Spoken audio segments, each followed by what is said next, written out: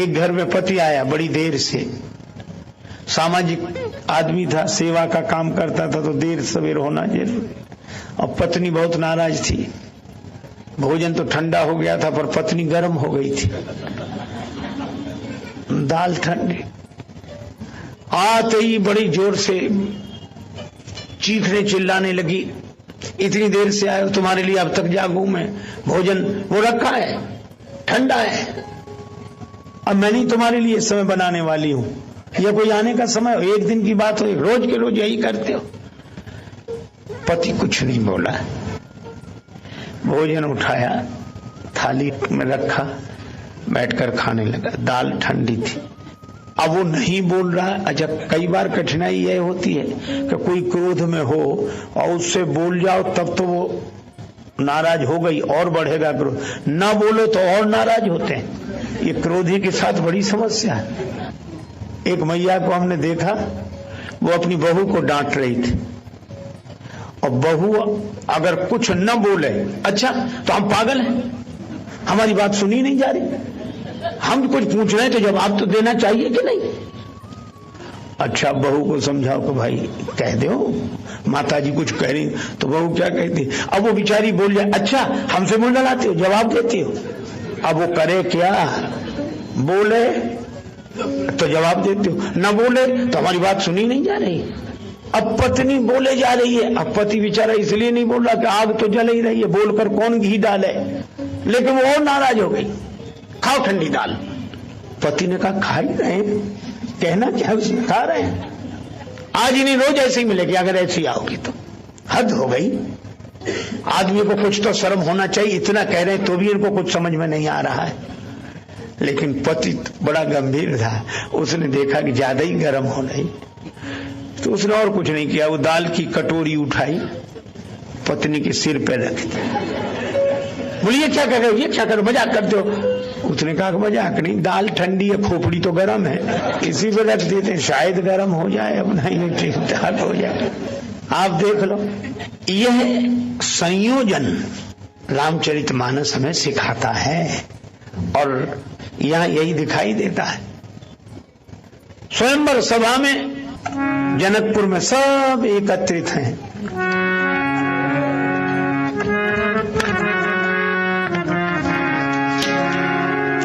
तब बंदी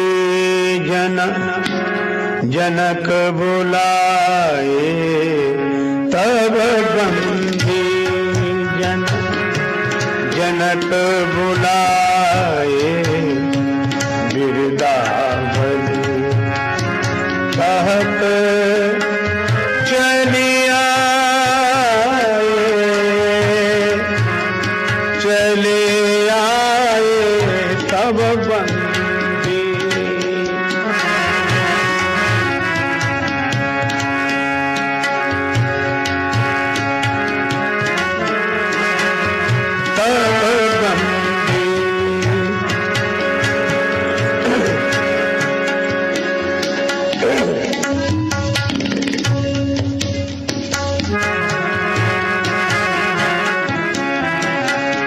तब बंदी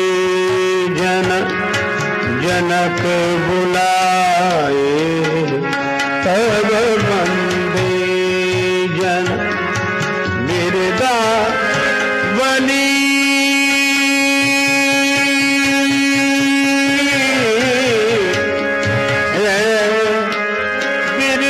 बिरदावली, बिरदावली कहत चली आए, चले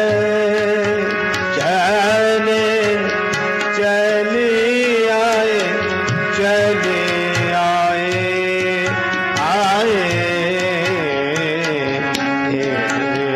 तब बंदी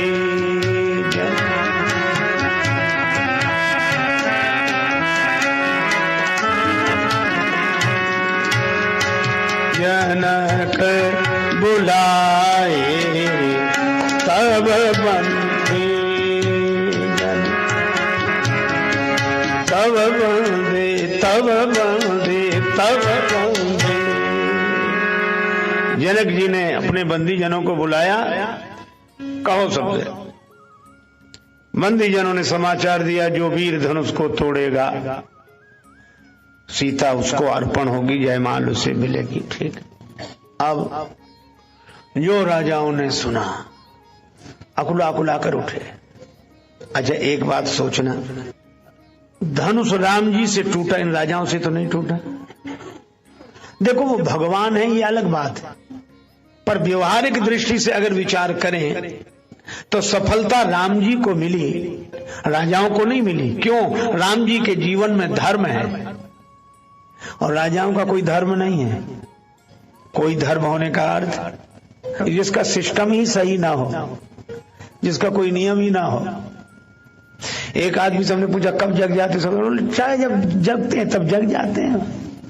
सोने को जब सोते सो जाते, नींद लगती सो जाते, जब खाने पीने बोले कोई ठिकाना नहीं, जब जहां जो हो क्या खा रहे जो मिल जाए। अरे ये नहीं, हमारा जागना, हमारा सोना धर्म से जुड़ा हो, हमारा भोजन, हमारे यहाँ जागना सोना तक धर्म से है। भगवान का स्मरण करके सो जाओ और जागे तो भगवान का स्मरण करके। रामायण में उदाहरण है, दशरथ जी सोने जा रहे हैं, क्या करके गए? विश्राम करने। देखो सोते तो हम सभी हैं और जो नहीं सोते उन्हें भी सोना पड़ता है। नींद आ ही जाए तो क्या करें? कई बार जो लोग घर में नहीं सो पाते वो कथा में आके सो लेते हैं। मैं यहाँ की बात नहीं कर रहा, आप ऐसा ना समझें कि यहाँ कोई ऐसा है, किसी को लक्ष्य करके नहीं कह रहा, मैं एक बात बता रहा हूँ। एक जगह एक गांव में था तो हमारे सामने एक आदमी उसको दीवार मिल गई टिकने के लिए तो सो गया। से बोले ये सो रहा है, अरे हमको सोने दो बेचारे को, कथा में इतना सुख तो मिला, घर में बेचारे को सोने कौन देता है? यहाँ दीवार मिल गई टिकने के लिए, घर में तो टिकने ही नहीं देते, तो सोए कहां से? तो सोना तो मजबूरी है, सोता ही है आदमी। लेकिन रामचरितमानस में बताया कि सोए तो क्या करके सोए। दशरथ जी सोने जा रहे हैं तो एक आदमी गया बाजार, पत्नी ने कहा कि बाजार जा रहे हो तो कोई चीज खरीद लाना। ठीक है, पर पत्नी बोली ठग मत जाना, बाजार में ठग बैठे रहते हैं। वह ये शिक्षा लेकर घर से गया दुकानदार के पास। बरसात के दिन छाता पसंद आया, दुकानदार से कहा ये छाता कितने का दिया? दुकानदार बोला 20 रुपए का, सस्ते का जमाना था। छाता कितने का दिया? बोला 20 रुपए का। तो वो तो घर से पढ़कर आया था, बोला हम तो 10 रुपए देंगे। दुकानदार समझ गया कि ग्राहक बड़ा चतुर है, तो बोला अब तुमसे क्या मुनाफा लें, दाम के दाम में ले जाओ, 16 रुपए निकालो ले जाओ। 16 रुपए में दोगे? हाँ। तो खरीदने वाला बोला फिर तुम 8 रुपए देंगे। दुकानदार ने समझा मजाक कर रहा है, का 12 रुपए में लेना है कि नहीं? ग्राहक बोला 6 रुपए देंगे। चलो 10 रुपए में ही ले जाओ, तो बोला 5 रुपए दूंगा। अंत में दुकानदार बोला कि 8 रुपए में लेना है, तो बोला 4 रुपए ले लो। तो दुकानदार झल्ला कर बोला कि मुफ्त क्यों नहीं ले जाते? तो बोला मुफ्त दोगे तो 2 ले जाऊंगा।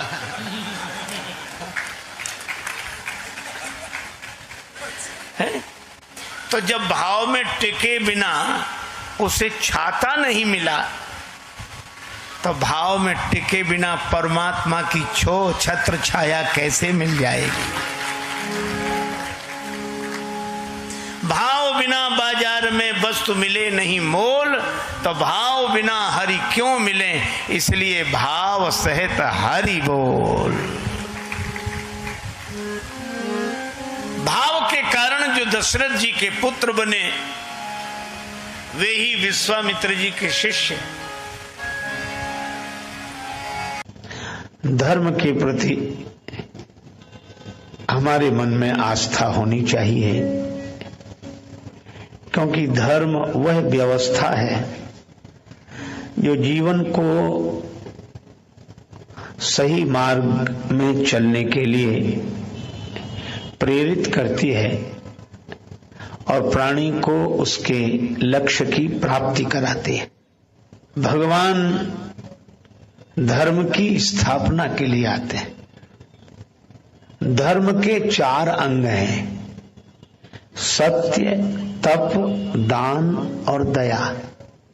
ये चारों जहां हों वहां धर्म का आचरण हो रहा है, ऐसा सहज समझ लेना चाहिए। पर इसमें एक बात स्मरणीय है, माता कैकेयी भी कह रही हैं कि श्री राम, अगर तुम वन चले जाओगे तो धर्म के 4 अंग पूरे हो जाएंगे। तुम्हारे पिता ने जो वचन दिया है मुझे, वह पूरा हो जाएगा और वे सत्यवादी कहलाएंगे। तो महाराज दशरथ जी का तो सत्य रह जाएगा। और राम, तुम वन में जाओगे तो तप तुम्हारे लिए हो जाएगा, तापस वेश विशेष उदासी, तप तुम करना। सत्य महाराज दशरथ जी के लिए, तप तुम्हारे लिए, और दान का दान तो भरत को कर दो, राज्य का दान भरत जी के लिए। और दया करने योग्य तो एक ही है, कौन? भय मंथरा सहाय बिचारी। बिचारी मंथरा ने मेरी सहायता की तो उस पर दया हो, और दान भरत को मिले, और राम तप तुम्हारे लिए, और सत्य महाराज दशरथ के लिए। धर्म के 4 अंग पूरे हो रहे हैं तो मैं तो धर्म की ही बात कह रही हूं, और तुम धर्म की स्थापना के लिए आए हो तो यह कार्य अवश्य करो। अब तार्किक ढंग से तो ये बात बड़ी उचित लगती है कि धर्म के सचमुच 4 अंग पूरे हो रहे हैं, पर नहीं, यह दिखाई दे रहा है धर्म, पर धर्म नहीं है। क्यों नहीं है? का धर्म में 4 अंग तो होते हैं, सत्य, तप, दान और दया, लेकिन उसका स्वरूप यह है कि सत्य और तप अपने लिए, दान और दया दूसरों के लिए। सत्य, तप अपने लिए, दान और दया दूसरों के लिए। जो ऐसा व्यवहार करते हैं वे धर्मात्मा है। अब यह कोई धर्म थोड़े हुआ कि सत्य और तपस्या दूसरों के लिए और दान और दया हमारे लिए। दान हमें दो, दया हम पर करो, सत्य तुम बोलो, तपस्या तुम करो। ऐसा तो धार्मिक हर कोई हो जाएगा। इस दृष्टि से तो ये धर्म युग है ही। सब यही तो कहते हैं, सत्य तुम बोलो, तपस्या तुम करो, दान हमें करो, दया हम पर करो। अरे नहीं भाई, अगर दान भी लो तो दूसरों की सेवा के लिए लो। दया, जो दीन है उन पर दया का भाव रखो, और स्वयं के लिए सत्य और तप। कबीरदास जी स्वयं स्पष्ट कहते हैं, मर जाऊं मांगू नहीं अपने तन के काज। मुझे क्या चाहिए? अच्छा, सचमुच साधु को क्या चाहिए? बादशाह अकबर ने कहा निमंत्रण देकर श्री तुलसीदास जी को, आपकी बड़ी ख्याति सुनी है, दरबार में आ जाओ, 9 रत्नों में एक स्थान आपका होगा। तुलसीदास जी ने मना कर दिया। उस स्थिति में मना किया जब रहने को कुटिया भी ढंग की नहीं थी, किवाड़ भी नहीं थे, विपन्न अवस्था थी। और उस समय बादशाह अकबर के आमंत्रण को अस्वीकार कर देना, अभिमान पूर्वक नहीं, विनम्रता पूर्वक। संत का कृत्य अभिमान से जुड़ा नहीं होता, हां स्वाभिमान से जुड़ा होता है। यही लिखा बादशाह अकबर के आमंत्रण के उत्तर में तुलसीदास जी ने कि आपकी सद्भावना के लिए साधुवाद, किंतु जो एक जगह नौकरी करता हो वो दूसरी जगह नहीं कर सकता। मैं कहीं नौकरी करता हूं और छोड़ सकता नहीं हूं। क्यों? लिखा पढ़ी हो गई है, अब पक्की लिखा पढ़ी है। और उन्होंने दोहा लिखा कहाँ नौकरी करता हूं और लिखा पढ़ी किस रूप में हुई? उन्होंने कहा हम चाकर रघुवीर के, हम चाकर रघुवीर के, पटो लिखो दरबार। दरबार में पट्टा लिख गया है, और तुलसी अब का होंगे नर के मन सबधार। अब मनुष्य की नौकरी क्यों करेंगे? जो नारायण की सेवा करता हो, नारायण की नौकरी करता हो, नर की क्या सेवा करे? किसी ने कहा कि बाबा आपने बादशाह को कुछ नहीं समझा, और इस अवस्था में जब आपके पास कुछ नहीं है, लोग तो चेष्टा करते कि किसी तरह हमें भी प्रवेश मिल जाए, और आपको स्वयं बादशाह बुला रहा है और आप दरबार के आमंत्रण को अस्वीकार कर रहे हो। आपने बादशाह को कुछ नहीं समझा। तुलसीदास जी मुस्कुराकर बोले, ये तो बादशाह है। तीन टूक कौपीन के अरु भाजी बिन लौन, और तुलसी रघुवर उर बसे, तो इंद्र विचारो कौन। संत की सोच बड़ी अलग होती है। एक संत हुए वृंदावन में, श्री कुंभन दास जी, ब्रज क्षेत्र के बड़े प्रसिद्ध संत हुए। अष्टछाप कवियों में उनका एक ख्याति लब्ध नाम है। तो ब्रज के संतों में, अष्टछाप कवियों में बड़े ख्याति लब्ध संत हुए श्री कुंभन दास जी। कुंभन दास जी से किसी ने कहा कि बाबा ये फतेहपुर सीकरी का किला देखने चलोगे? उस क्षेत्र में किसी गांव में रहे होंगे। बाबा ने कहा कि हम क्या करेंगे किला? अरे चलो बाबा घूम आएंगे, चलो। गए, शाम को लौटे, सब बड़े खुश थे। फतेहपुर सीकरी का किला देख कर आए, किला देख कर आए। संत कुंभन दास जी से साथियों ने पूछा, बाबा कैसा लगा किला? बाबा बोले कि हम तो बेकार ही गए। कहा क्यों गए? कहा कि संत को कहा सीकरी सो काम। उनका पद है, संत को कहा सीकरी सो काम, आवत जाति पनैया टूटी, बिसरी गयो हरि नाम। संत को कहा सीकरी सो काम। हम तो हमारी मस्ती में झूमते चले हैं, आदाब कर लिया बस जो राह में मिले हैं। हो चाहे जैसा मौका, खाएंगे नहीं धोखा, पाया है ज्ञान ऐसा गुरुदेव से अनोखा, रास्ता मिला है पक्का, हम दौड़ते चले हैं, हम तो हमारी मस्ती में झूमते चले हैं। इसलिए संत से अधिक निराभिमानी कोई नहीं होता, और संत से अधिक स्वाभिमानी कोई नहीं होता।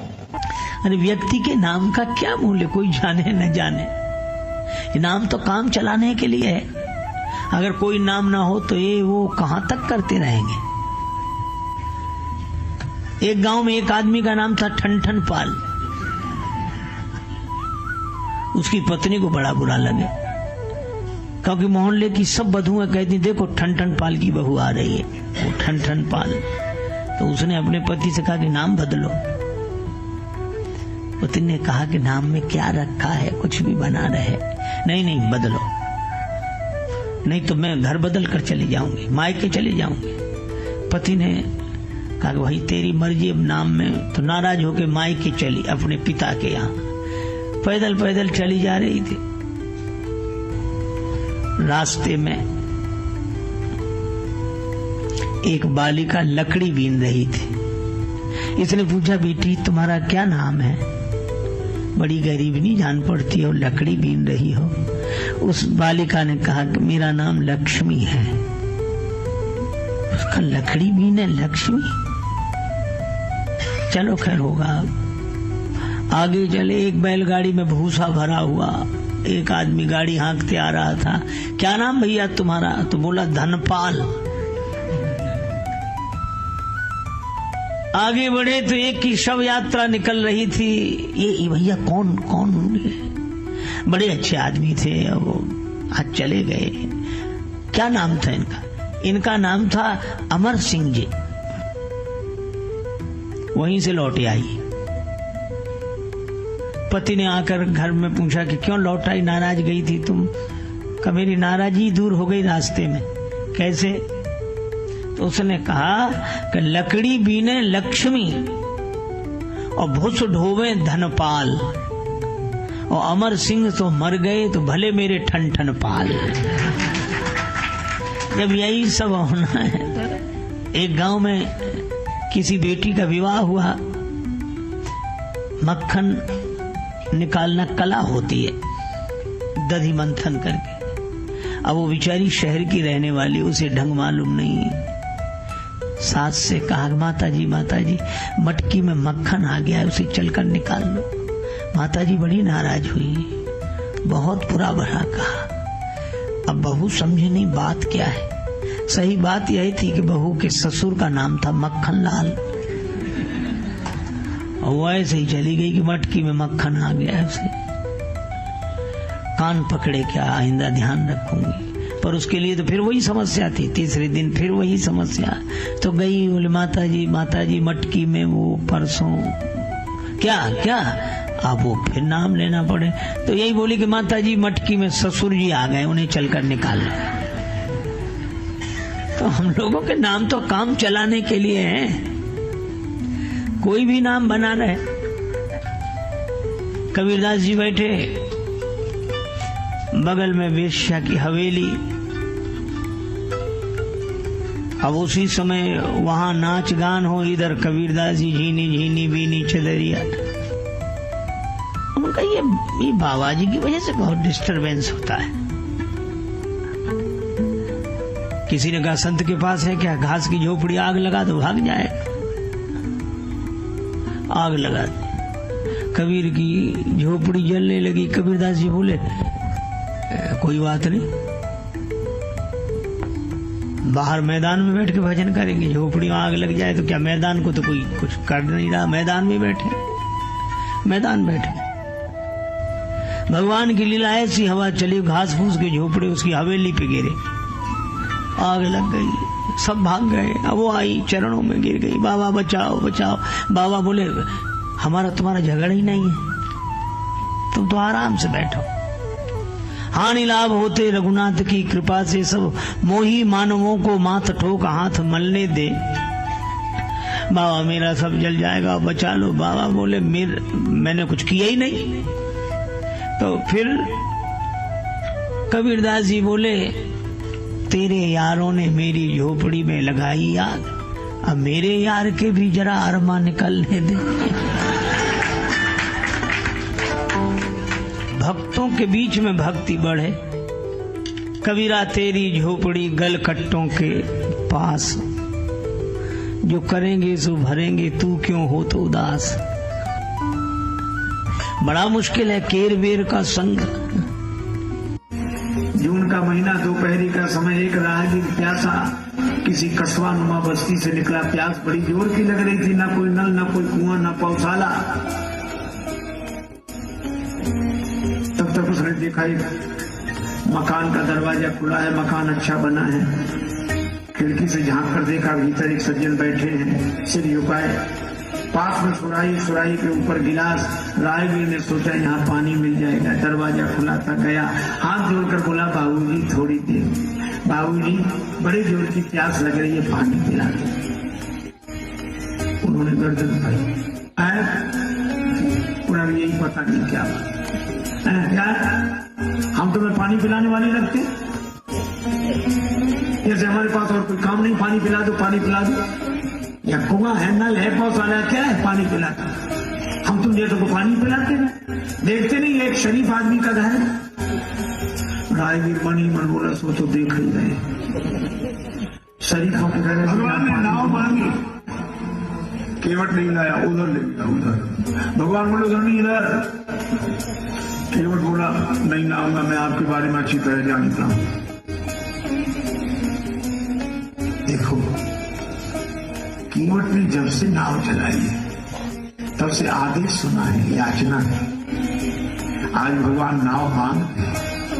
केवट को लगा कि श्रमिक के श्रम का इतना मूल्यांकन जिसके हृदय में हो, वो नर नहीं, नर रूप में नारायण ही है।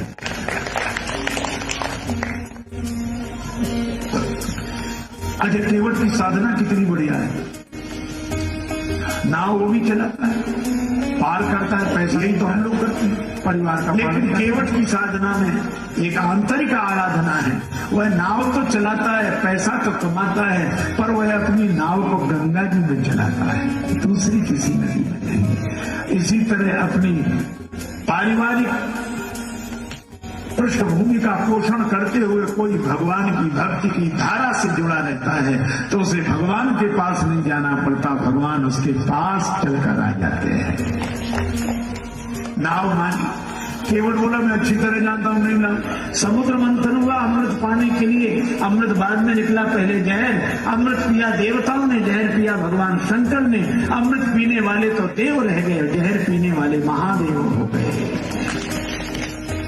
भगवान राम मुस्कुरा रहे। राम जी ने लक्ष्मण जी की तरफ देखा, लक्ष्मण ऐसा विचित्र भक्त देखा जिसे मैं बुलाऊं ना आवे।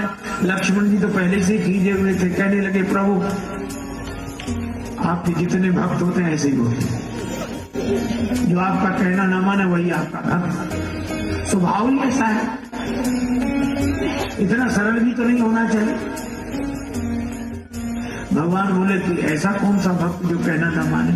कहीं एक तो ये नहीं मान रहा जो नाव में बैठा, और दूसरा जिसे अयोध्या भेज रहे हैं वो सुमंत नहीं मान रहे, वो रथ में बैठे। एक को भेजते हो तो जाता नहीं, दूसरे को बुलाते हो तो आता नहीं, ना ये कहना माने ना वो।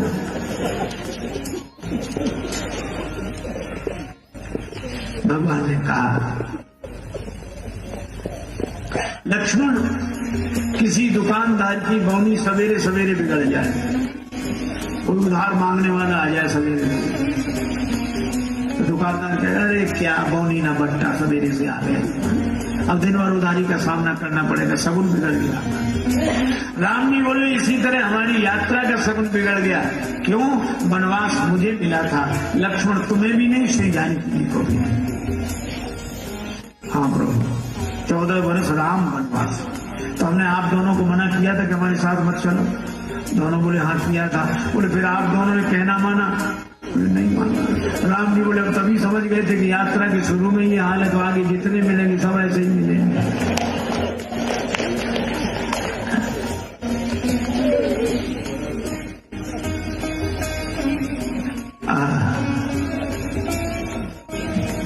लेकिन एक बात है, आप लोगों ने कहना नहीं माना मेरे प्रेम के कारण, और केवट अगर मेरा कहना नहीं मान रहा है तो ये भी मेरा प्रेमी ही होगा। लक्ष्मण जी बोले इसमें प्रेम तो दिख नहीं रहा है। भगवान बोले केवट के जीवन में प्रेम का दर्शन है, प्रेम का प्रदर्शन है। ठीक है प्रभु आप ही करो इससे बात। और केवट कह रहा था मन में तो सोच रहा है कि बड़े बड़े राजा आपको नहीं रोक सके, जनकपुर में जनक जी नहीं रोक सके, अयोध्या में दशरथ जी नहीं रोक सके, श्रृंगवेरपुर में सुमंत जी नहीं रोको, श्रृंगवेरपुर के राजा नहीं रोक सके निखाद राज। अब मेरी क्या हिम्मत जो आपको रोक लूं, इसलिए न नाव लाऊंगा न पार करूंगा, अपने आप रोके रहो। भाव तो उसका ही है, लेकिन कह रहा आपकी चरण धूलि धन्य है, उसमें मनुष्य बना देने की शक्ति है। आप कभी विचार तो करो कैसी अद्भुत बात कही। एक अध्यापक ने एक विद्यार्थी से कहा,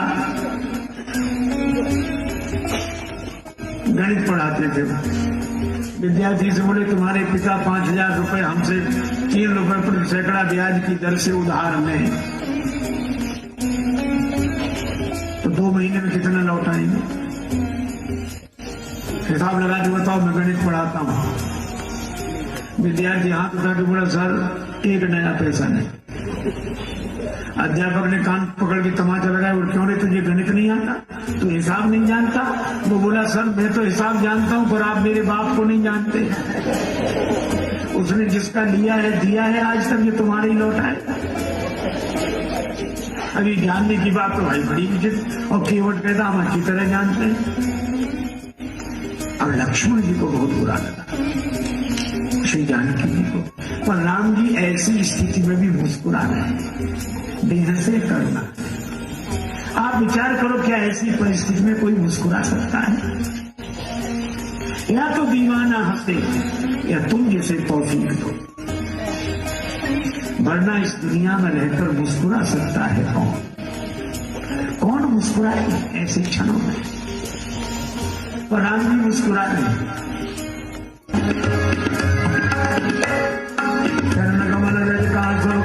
मानुष करनी मूर्ख जुआई, छुअत सिला छुअत सिला छुअत सिला।